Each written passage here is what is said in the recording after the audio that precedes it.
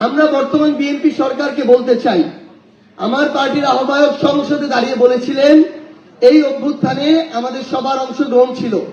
ছাত্র সংগঠনের যখন নাম উচ্চারণ করা হয়, জনাব নাহিদ ইসলাম প্রথম নাম উচ্চারণ করেছিলেন ছাত্র দলের, অথচ জনাব নাহিদ ইসলামের ছাত্র সংগঠন ছিল ছাত্র শক্তি।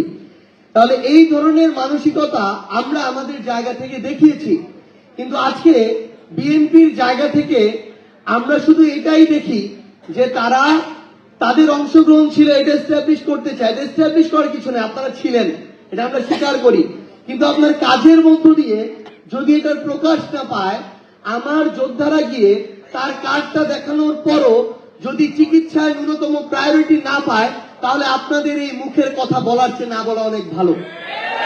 আমরা বর্তমান সরকারকে আহ্বান জানাবো, আমাদের যারা সহযোদ্ধারা আছেন, আহত যোদ্ধারা, তারা তাদের কার্ড দেখানো সাপেক্ষে বাংলাদেশের যে কোনো সরকারি বেসরকারি হসপিটালে তারা প্রায়োরিটি চিকিৎসা পাবেন, বিনামূল্যে চিকিৎসা পাবেন। এই ব্যবস্থা নিশ্চিত করার জন্য সরকারের পক্ষ থেকে, স্বাস্থ্য মন্ত্রণালয়ের পক্ষ থেকে সরকারি প্রজ্ঞাপন জারি করতে হবে। তৃতীয়ত,